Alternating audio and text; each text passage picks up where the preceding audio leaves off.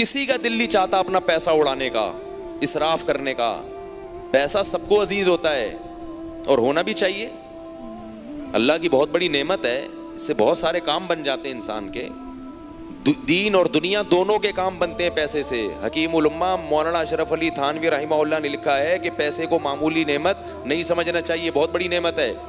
ہاں اگر اللہ نے کسی کو نہیں دیا تو صبر کرے, پھر وہ غربت والی نعمت کو سوچے کہ نبی صلی اللہ علیہ وسلم کو اللہ نے مسکین بنایا تھا, لیکن جب ہے اس کو ضائع. اگر پیسہ کم درجے کی نعمت ہوتا تو اللہ اس کو اڑانے کی اجازت دیتے کہ یہ تو کچھ بھی نہیں ہے, اڑا کے ختم کر دو. اسراف کو اللہ نے کتنا کبیرہ گناہ قرار دیا, کتنا کبیرہ گناہ قرار دیا.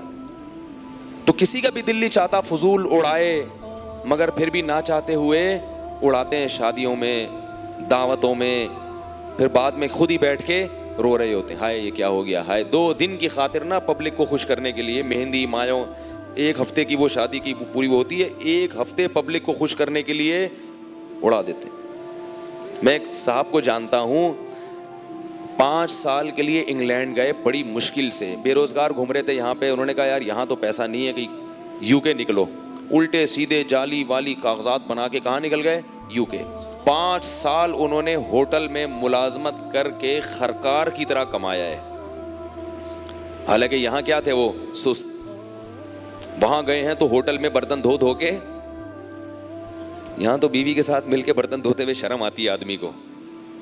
نبی صلی اللہ علیہ وسلم کی سنت ہے گھر والوں کے ساتھ کام میں ہاتھ بٹانا, تو یہاں تو شرم آتی ہے, لیکن وہاں جا کے سب کیا کرتے ہیں, جتنے بھی ہمارے مسلمان بھائی ہیں وہ انگریزوں کے برتن دھو رہے ہوتے ہیں. ٹھیک ہے, میں یہ نہیں کہہ رہا ناجائز ہے, اگر بھیک مانگنے سے بہتر ہے بھائی اب کسی کے بھی برتن دھو کے کما لو, بھیک سے بہرحال بہتر ہے. تو وہاں جا کے انہوں نے کمائے, ٹھیک ہے, اچھا کیا, اچھی بات ہے, حلال کمایا.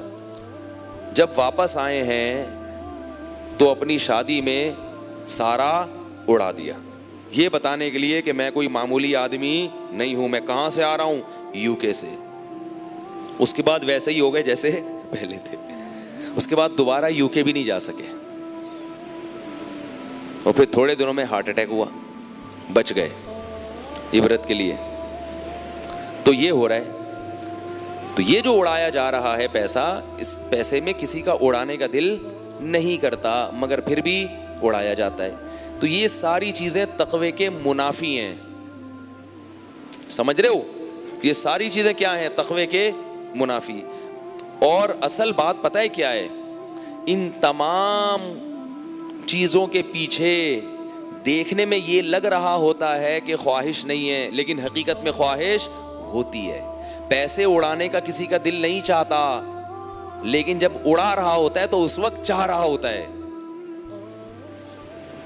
سمجھ رہے ہو, حالانکہ پتا ہوتا ہے کہ چوڑے میں آنے والا ہوں میں, لیکن پھر بھی جیسے ہیروئن پینے کا کسی کا دل نہیں کرتا, لیکن جب ہیروئن پی رہا ہوتا ہے تو اس وقت دل کر رہا ہوتا ہے. تو سارا معاملہ کہاں کے ختم ہوتا ہے, اپنے نفس کی خواہشات کو لگام دینا.